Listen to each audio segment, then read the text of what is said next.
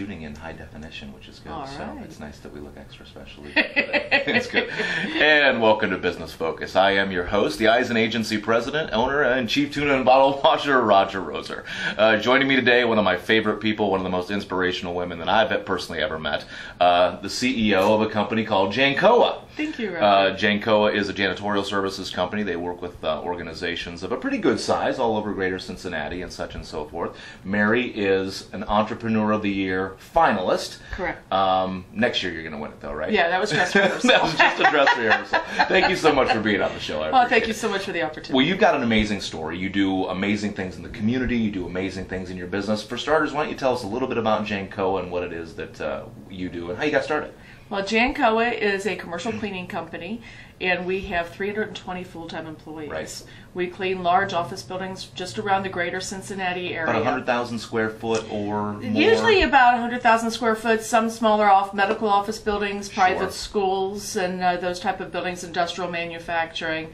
But we really want to focus just on being the best in Cincinnati. Sure. Is really what we want to do. My husband started our business 39 years ago. He was a full-time student at the University of Cincinnati. So his economics professor mentioned something about services being stronger in the future, so this goes back to like 69. Sure. And casually mentioned cleaning services. And he noticed how dirty the bars were in Clifton and thought that'd be a great That's way to great. pay his bar bills. Just keep the bar Truly, down. absolutely. Even, sure. So he was so busy with his other full-time job at United Dairy Farmer and going to school full-time, he started hiring friends to do some of the cleaning. And about that time, his father had to have heart surgery and said, Tony, if something were to happen, promise you'll take care of the family. Right. So at 19, Tony became head of household. The breadwinner. The breadwinner. The entrepreneurial spirit. Yep. Necessity is the mother of invention, right? He saw an opportunity and capitalized That's on right. it. I mean, That's to right. me, that's such an inspirational story, especially when you see a lot of things that are going on in the news or you see stories about this. Here's somebody who grew up not wealthy, not rich, not anything. No. And just worked his tail off to get to a point that now he's a little bit more comfortable. And then you came in and took Absolutely. over. Yeah, 20 years ago we came in. I'm not sure about taking over. We have a great synergy working together. We realize stuff. what our strengths are. Right. And that was really huge for us as entrepreneurs, is to not just realize but to accept what are our strengths and stop working on trying to get stronger weaknesses. Sure. That was a huge pace. But it can be tough to work with your spouse. Definitely. It definitely. There have been times when payroll was coming around the corner that through clenched teeth is like, do we have enough money Right. to cover payroll? That's right. And you don't get any. And, believe me, as a small business owner myself, and that's what Business Focus is all about, to kind of share some ideas and some inspiration with other small business owners.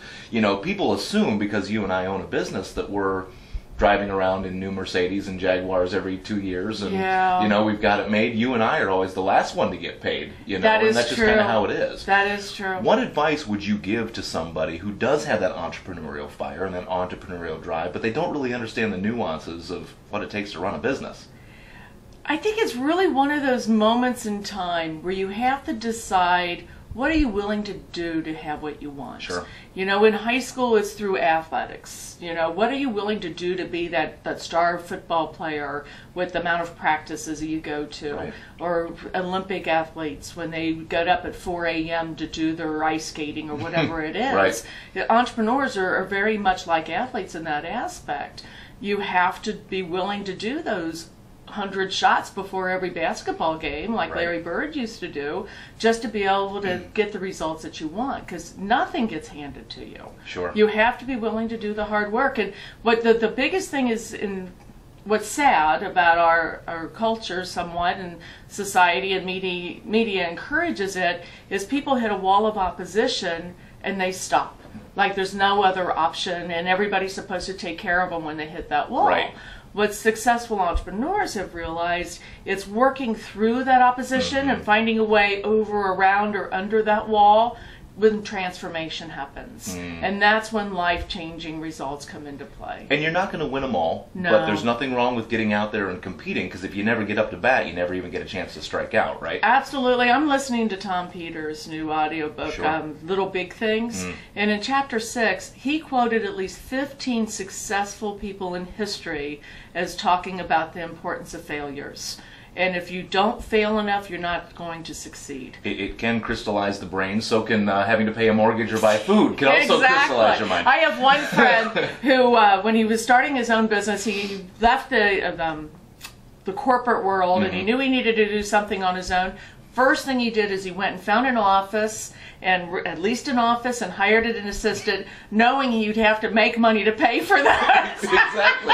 It's a great motivator, you know? Absolutely. You got to get it going. Now, you don't have an option. That's right. Now, your organization, you know, you're very well known in the community. If people don't know who Mary Miller is, I suppose they're living under a rock. But you've won a lot of awards. You've been out there, you know, Women's Enterprise and such and so forth. Why do you feel that being out there and being at least reasonably well known is important to your business or important to other small businesses? Well, the biggest part for me is if people don't know we exist, they can't hire us. Sure.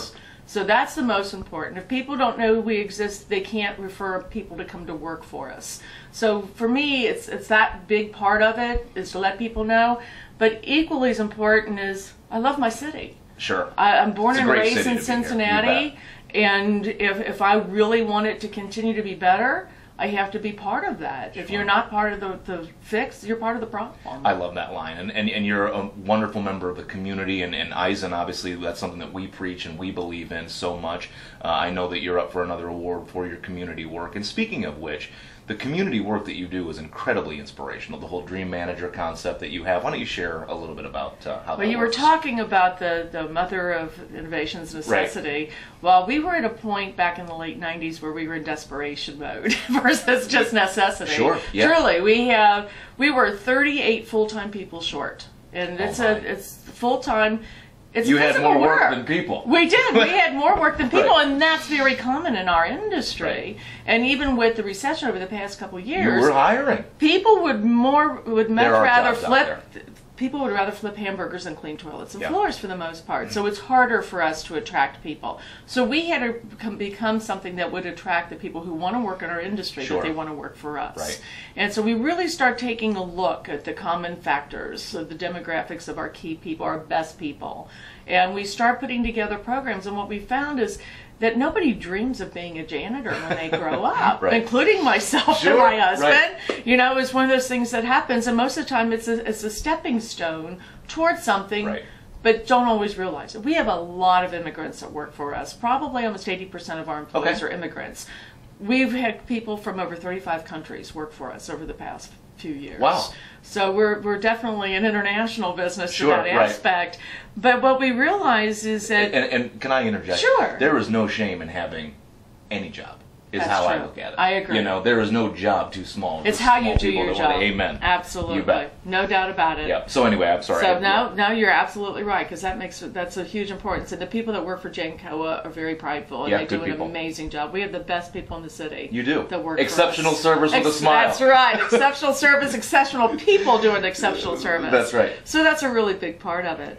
But we had hired this consultant to help us be a better company. In 3 days into it, he fired us. Oh, good. Yeah, have you ever hired a consultant to help you stay? Who fired I you? can't help you. You're beyond help. you're beyond help. Exactly. There's nothing I can do here. So we really had to do some soul searching Right. and some reflection and really dig deep on what we needed to do. And after a weekend of pouring through 30 more books and really heart-wrenching conversations, we realized we had to do something different that would attract the people who want to work in our industry, that they want Sure. to work for us. You bet.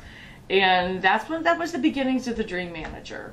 We have since helped people buy homes, more than 20 families buy homes. That's right. We've helped people learn English. I was going to say school. Yeah, absolutely. Get their GEDs. Yep. We've had people leave That's to go amazing, into yeah. nursing school. Mhm. So we want to be a stepping stone to help take the dead end out of a dead end job. And I think folks need to understand that. Again, you look at some of the things that are going on in the news and such and so forth, and we all had a first job, and I don't know that Exactly. any of us had a first job that was glamorous, or I was detasseling corn on I'm not really on a sure about farm this all and- 99% deal, but I know 100% of us had to start somewhere. We all and did. nobody gave us anything. That's we had exactly to go right. out there and make it happen. I look at that, and some of it, it's very disappointing to me. It It is. kind of breaks my heart, It's because sad. there are opportunities here. Yes. And the fact that folks, are willing to work hard like we did when we were younger, and, I was detasseling corn, I was mucking horse stalls for Yeah. money. That ain't fun. I'd rather No. clean a toilet than muck a horse stall.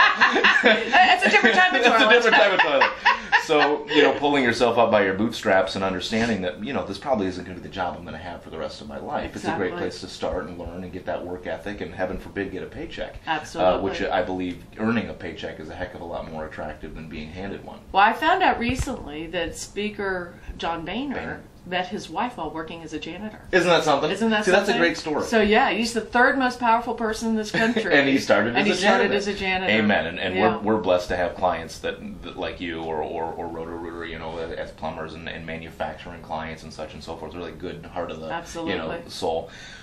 Share with our viewers one final thought on how, because you've been very successful, and your personality is so warm. I mean, you meet Mary and you love Mary. So what is it that you think you have done, or what's your secret that you would share with advice to all the small business owners watching today? I think the most important thing for me in my life to help me get to where I'm at today is I was able to reflect on the choices I was making and where I was in my life, and move myself out of victim to become victor, and be in charge of my choices and be aware of my options, and stay focused on what I'm working toward instead of being upset about what could have been, should have been in the past. I love that. Yeah, failure is a choice. It really is. It really can be. There are so many opportunities, so many great places. If you're in charge of managing a facility, you need to know this gal. So really, your slogan, exceptional service with a smile, it's so much more than that. I mean, that's literally how you guys work. Some of the hardest working people in the city that work with you, you never even meet, you don't even know that they're there, but I'll tell you what, when you walk in the office and you see how clean it is, you see how good it looks, when you don't have to worry about it at all, right? Exactly, we're like the Keebler elves, you go home, you come back, it's all done, and you haven't seen a soul. I love that, that's absolutely true. Mary, thank you so much for being on the show. So I much, really Rodger. appreciate it. And for everybody that makes Business Focus possible, this is Rodger, over and out.